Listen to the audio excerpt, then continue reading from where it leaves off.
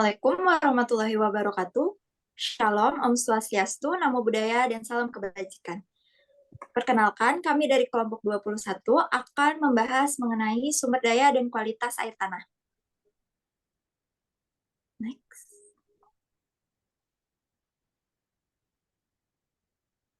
Ini merupakan anggota dari kelompok kami. Yang pertama, ada Arya Bagas Tambubolon dengan NIM 10122322. Yang kedua ada Erwin Dharma Kadar dengan NIM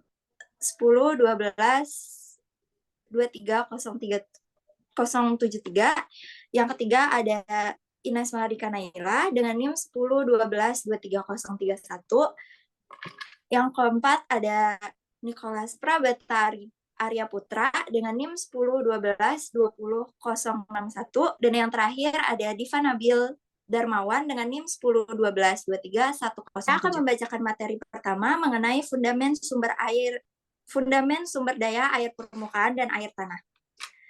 Air di bumi terbagi menjadi dua jenis, yaitu air permukaan dan air tanah yang saling terkait dalam siklus hidrologi. Air permukaan merupakan air yang terdapat di permukaan bumi seperti sungai, danau, dan laut. Sedangkan air tanah merupakan air yang tersimpan di bawah permukaan bumi di antara bebatuan dan tanah. Meskipun keduanya penting, air tanah cenderung lebih bersih karena terlindungi dari kontaminasi permukaan dan mengalami proses penyaringan alami saat meresap ke dalam tanah. Pengelolaan sumber daya air harus memperhitungkan baik air permukaan maupun air tanah dengan mempertimbangkan perlindungan terhadap polusi dan adaptasi terhadap perubahan iklim. Materi selanjutnya akan dibacakan oleh Bagas. Materi selanjutnya adalah siklus hidrologi. Siklus hidrologi adalah sirkulasi air yang persisten dari atmosfer ke permukaan dan kembali ke atmosfer melalui evaporasi, evapotranspirasi, sublimasi, kondensasi, presitipasi, limpasan, infiltrasi, dan perkolasi. Kemudian siklus hidrologi terbagi menjadi 3, yaitu siklus panjang, siklus menengah, dan siklus pendek. Siklus hidrologi dimulai dengan terjadinya penguapan air ke udara. Air yang menguap tersebut kemudian mengalami proses kondensasi atau penggumpalan di udara yang kemudian membentuk gumpalan-gumpalan yang dikenal dengan istilah awan. Awan yang terbentuk kemudian jatuh kembali ke bumi dalam bentuk hujan atau salju yang disebabkan oleh adanya perubahan iklim dan cuaca. Butiran-butiran air tersebut sebagian ada yang langsung masuk ke permukaan tanah atau infiltrasi dan sebagian mengalir sebagai aliran permukaan. Aliran permukaan yang mengatur kemudian masuk ke dalam aliran permukaan yang mengalir, kemudian masuk ke dalam tampungan-tampungan seperti danau, waduk, dan cekungan tanah lain. Dan selanjutnya terulang kembali serangkaian siklus hidrologi.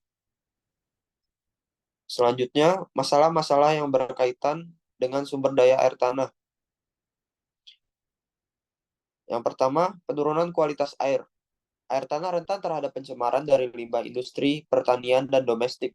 Pencemaran ini bisa mengurangi kualitas air dan membuatnya tidak aman untuk digunakan. Yang kedua, ada penurunan ketersediaan air. Eksploitasi yang berlebihan dari sumber daya air tanah dapat mengakibatkan penurunan tingkat air tanah. Hal ini bisa terjadi akibat pemompaan yang berlebihan untuk kebutuhan irigasi, industri, dan perkotaan.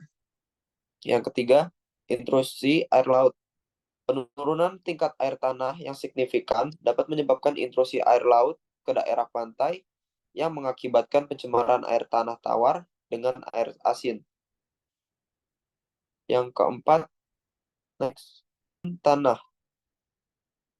Pemompaan air tanah yang berlebihan juga dapat menyebabkan subsiden tanah, yaitu penurunan permukaan tanah.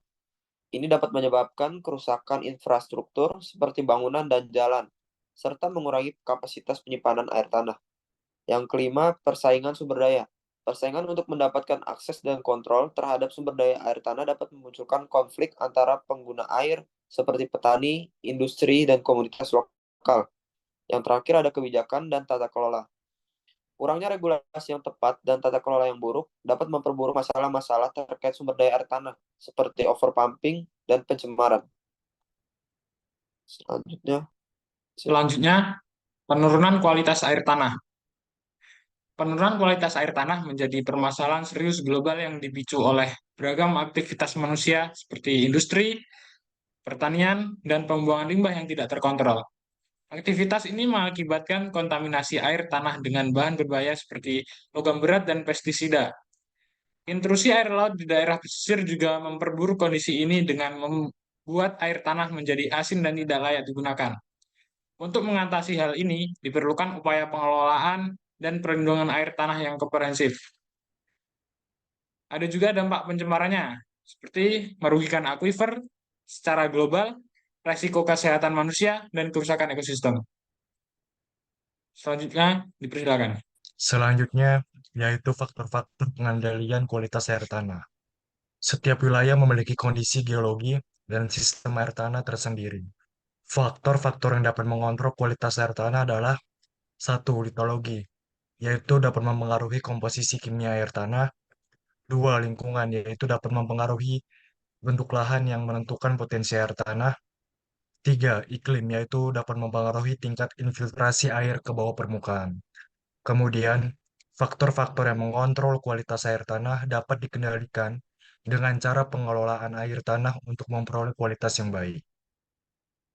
Parameter yang menentukan kualitas air tanah terbagi menjadi tiga besar secara umum, yaitu satu parameter fisika, antara lain A suhu, yaitu sifat yang dipengaruhi oleh musim dan cuaca, B warna, yaitu sifat yang dipengaruhi oleh material yang terlarut, C bau, yaitu sifat yang dipengaruhi oleh aroma dari material atau gas, D rasa, yaitu sifat yang dipengaruhi oleh material terlarut, E kekeruhan, yaitu sifat yang dipengaruhi oleh material terkandung, namun tidak terjadi pelarutan, F viskositas, yaitu sifat yang dipengaruhi oleh banyaknya jumlah material, G daya hantar listrik atau konduktivitas, yaitu sifat air tanah untuk menghantarkan arus listrik.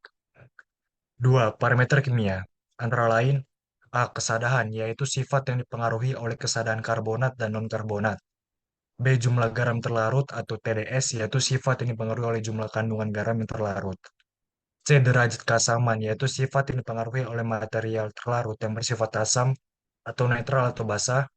C. Kandungan ion, yaitu sifat yang dipengaruhi oleh kandungan kation atau anion atau ion logam.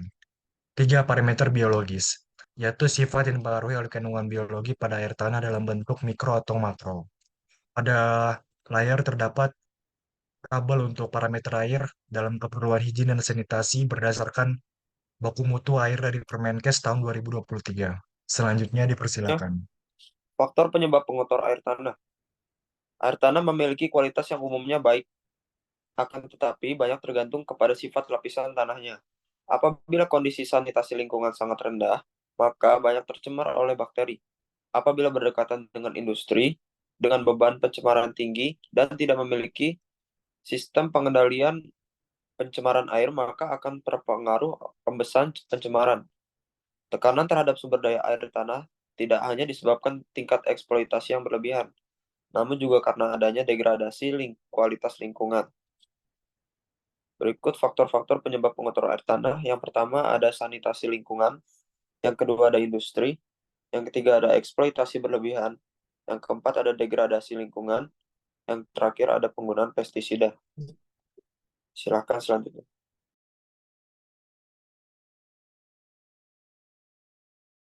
Oke, untuk contoh sumber pengotor air tanah itu ada 5. Satu, polusi. Polusi itu terbagi menjadi dua, yaitu alami dan aktivitas manusia. Untuk alami, litologi penyusun permukaan ataupun bawah permukaan bumi. Dan untuk aktivitas manusia, eh, yang pertama itu pemicu, yaitu pertanian, permukaan perkotaan, permukiman perkotaan, dan industri meningkat secara cepat. Yang kedua, kontaminasi air tanah oleh material kimia berasal dari aktivitas permukiman perkotaan dan industri pertanian modern maupun pembuangan limbah. Ketiga, terjadi oleh adanya aktivitas tidak tepat atau tidak terkontrol pada permukaan dan oleh adanya perubahan fungsi lahan. Kedua, kontaminasi. Kejadian atau proses masuknya unsur-unsur lain yang tidak dikehendaki ke dalam objek yang diperhatikan. Atau ketiga, itu fisika. Fisika terbagi menjadi 4, yaitu warna pada air tanah, Kedua, bau dan rasa disebabkan oleh zat maupun gas terlarut bakteri, mineral, besi, atau sulfur. Ketiga, kekeruhan yang disebabkan oleh material suspensi atau koloid, mikroorganisme, atau reaksi kimia dari sistem distribusi perpipaan. Dan yang terakhir, suhu yang mempengaruhi berat, jenis, kekentalan, dan lain sebagainya. Untuk contoh yang keempat, yaitu kimia. Yang pertama itu pengotoran garam, kalsium karbonat, magnesium bikarbonat, sodium sulfat, dan sodium klorida. Yang kedua, kalsium karbonat dan magnesium bikarbonat, air tanah yang bersifat alkalis dan keras.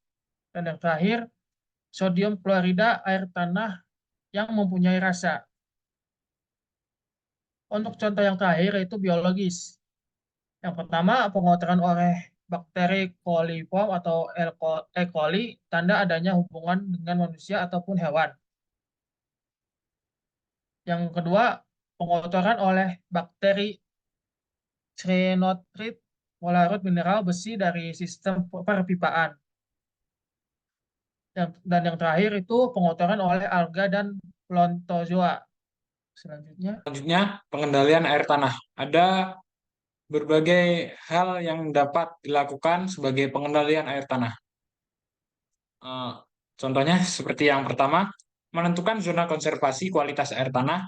Yang kedua, membatasi aktivitas industri, pertanian, dan permukiman di area imbuhan air tanah. Yang ketiga, melakukan pengelolaan air limbah. Yang keempat, mengetahui komposisi kotoran yang mengalami pelarutan. Yang kelima, memetakan lokasi kotoran mungkin meresap ke dalam tanah. Yang keenam, melakukan perbandingan air yang terkontaminasi dengan yang tidak terkontaminasi. Yang ketujuh, menerapkan teknologi irigasi hemat di sektor pertanian. Yang kedelapan, melakukan reboisasi, pembuatan sumur resapan, dan pengisian kembali akuifer. Dan yang terakhir, menerapkan kebijakan yang jelas menjaga kualitas air tanah. Selanjutnya, untuk contoh pencegahan penurunan kualitas air tanah itu ada 5. Yang pertama itu menghemat penggunaan air tanah. Menghemat penggunaan air tanah adalah cara untuk mencegah penurunan muka air tanah yang dapat berdampak pada kualitas air tanah. Menghemat penggunaan air tanah dapat dilakukan dengan cara menggunakan teknologi irigasi yang efisien. Yang kedua, melindungi daerah resapan. Melindungi daerah resapan atau catchment area adalah cara untuk menjaga kualitas air tanah secara fisik dan hidrologis. Melindungi daerah resapan atau catchment area dapat dilakukan dengan cara menjaga vegetasi dan tanah di daerah tersebut. Ketiga, mencegah pencemaran air tanah. Mencegah pencemaran air tanah adalah cara untuk menjaga kualitas kimia dan biologis dari air tanah. Mencegah pencemaran air tanah dapat dilakukan dengan cara mengelola limbah domestik, industri, pertanian, peternakan, pertambangan, dan pembangunan.